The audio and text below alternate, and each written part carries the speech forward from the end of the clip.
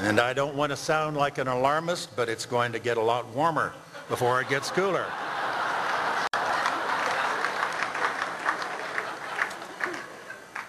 But I want you to know I'm doing my part to meet the crisis by reducing my carbon footprint big time. Every time I'm rushed to the hospital, I insist on a hybrid ambulance.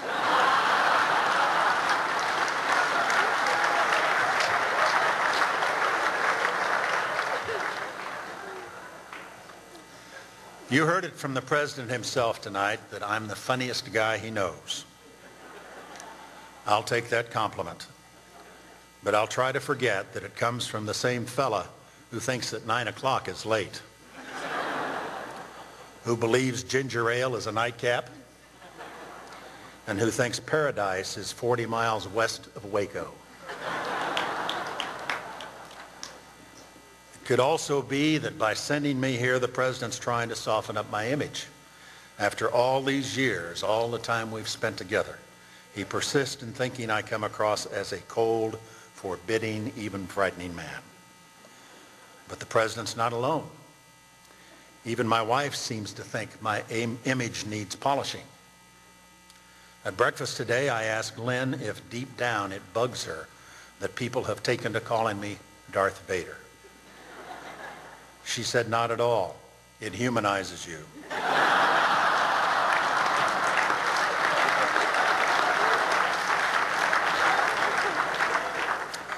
All the same, I'm very glad to be here tonight in the President's usual place, and it's good to share the stage with so many dignitaries, including Majority Leader Hoyer, Minority Leader McConnell, Chairman Dingell, Minority Whip Kyle, and that great TV personality and blogger, Mo Rocca.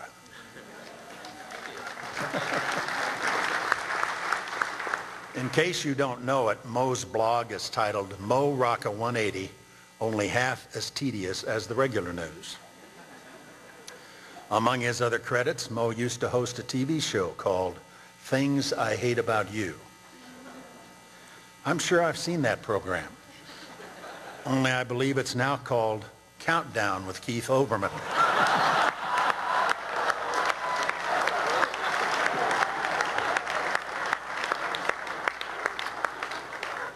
Keith's not here tonight to savor my company, but we do have many big names from the broadcast media.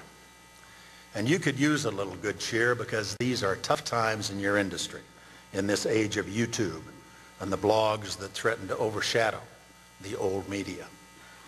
At times, you must feel like you're at the center of events, but nobody's really paying attention to you. You understand the world better than anybody, but no one wants to hear it. Now you know exactly what it's like to be Vice President. But I've had frustrations of my own. I'm old news in this election, but I want a piece of the action. I'm fired up for my own candidate, but the feeling isn't always returned. I feel kind of like Bill Clinton.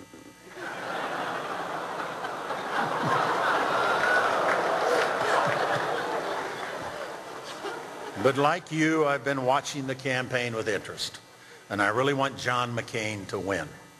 I'm proud to support John, even though one of the Democrats running is a relative of mine. He's Senator Obama to you, but he's cousin Barack to me.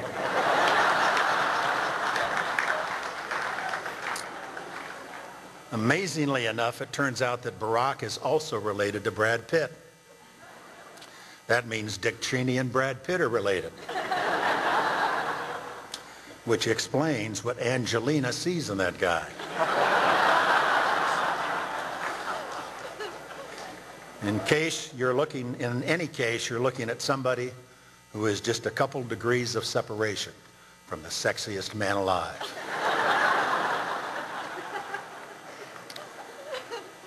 Barack Obama and I have had our disagreements, and frankly, I do wish he'd keep these things in the family.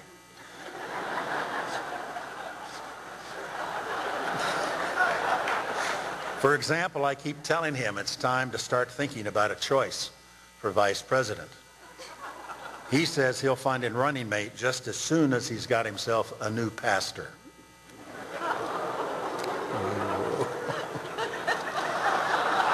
I like that one.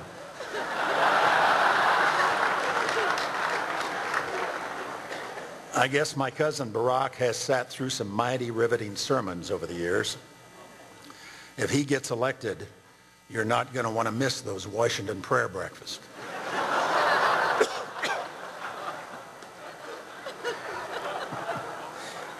Of course, there are two Democrats running, and they're still hopelessly divided over who's the real uniter.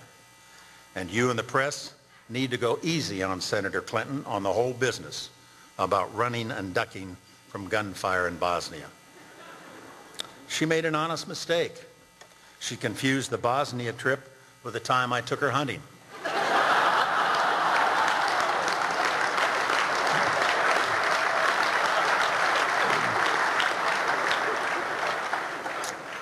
Did you see that footage of Hillary knocking back that shot with a bear chaser? People say she did it like an old pro. I hadn't realized she'd been in the Senate that long. Looks like she replaced Mark Penn with Johnny Walker.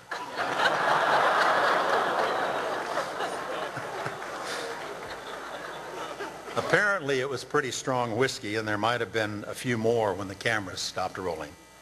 When the 3 a.m. phone call came in, it went right to voicemail.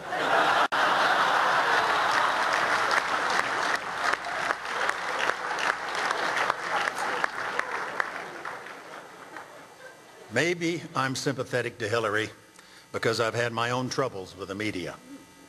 The big buzz last week was about that picture of me fishing. In the reflection of my sunglasses, it looked like I'd reeled in something a lot more interesting than trout. You should have seen the one that got away.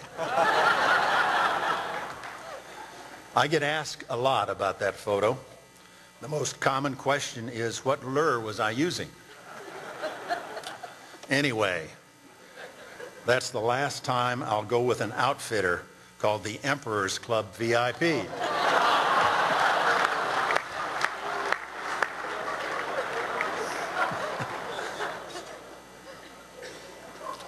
With that, I think it's time for Mo Rocca and Les Cheney. But before I turn over to Mo, I want to tell you that I like and admire the broadcast media more than I usually let on. I want to tell you how much I've come to appreciate the work you do, often under extraordinarily difficult circumstances. I want to tell you that you're here in Washington because you're among the finest in your profession. You do hard work, and you do it well. I want to tell you all these things, but I just can't bring myself to do it.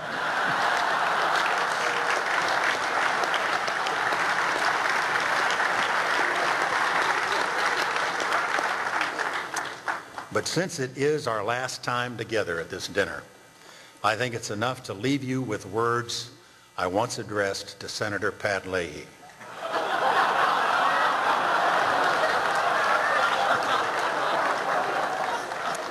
Go straight home, have a good night, and thank you very much.